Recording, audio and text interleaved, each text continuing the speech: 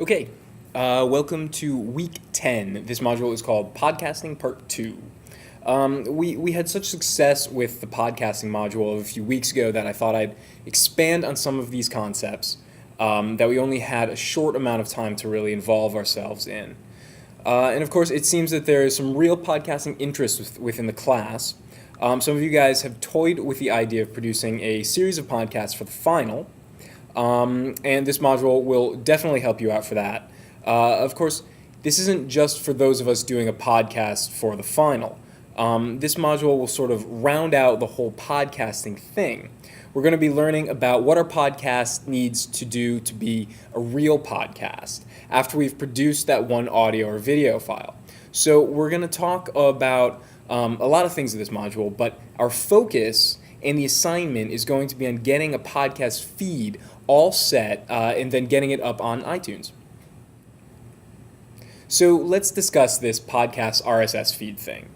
We briefly touched upon the subject of RSS in class before, but what does this mean for podcasts? Well, your RSS feed is the container for the XML data that iTunes needs to properly display and list and distribute your podcasts. So your RSS feed acts as the definitive source for info about your podcast. iTunes doesn't ask you to enter in any podcast information. It gets all of that from the feed itself.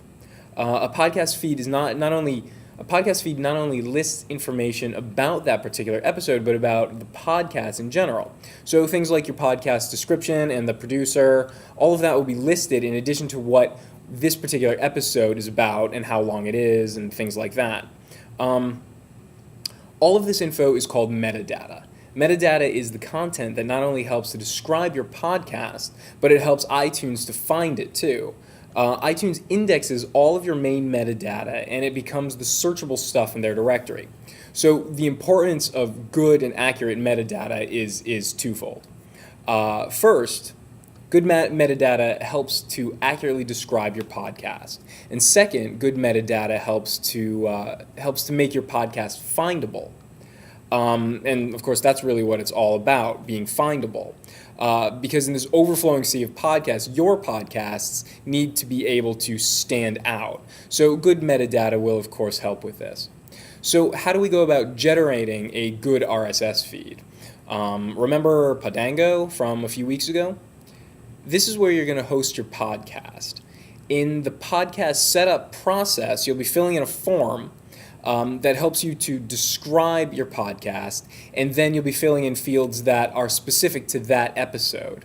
So Podango uses this information to construct an RSS feed.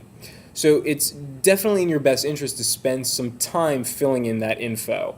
You can, of course, go back and change it, and any of those changes will be reflected on iTunes, because what happens is iTunes pulls that information straight from the feed, which is generated from Podango. So worth mentioning is that Podango is not the only service that will do this for you. Of course, there are many out there, but Podango is pretty good at it, and they're free, which is always nice. So also worth mentioning is that your RSS feed can be generated in any raw text editor as well. If for some reason you wanted to do it all by hand, you definitely could. You would just upload that feed to some web server and point iTunes at it. I think it's nice, though, to have a service that does the whole thing for us. So the assignment this week, which is detailed in the module, is all about producing a short podcast and getting it ready for distribution in iTunes. So some of us have already done the podcasting thing a few weeks ago. This will be a chance for the rest of the class to give it a shot. If you've already done a podcast from a few weeks ago, try something different with this one. Put in a slideshow content or read over some of the suggestions from your classmates and some of the suggestions that I made in the discussion a couple weeks ago, and try to incorporate some of those ideas or concepts. There's a lot of information in the material for this module. Much of it is video tutorial information, which I think is really helpful. But in the discussion board, I've set up a place for you guys to discuss any technical problems that you may encounter. I would encourage us all to keep our eye on that. you may have a solution to something that one of your classmates is struggling with. Who knows? And I think that's it for this week. Good luck, and I can't wait to see your podcast on iTunes.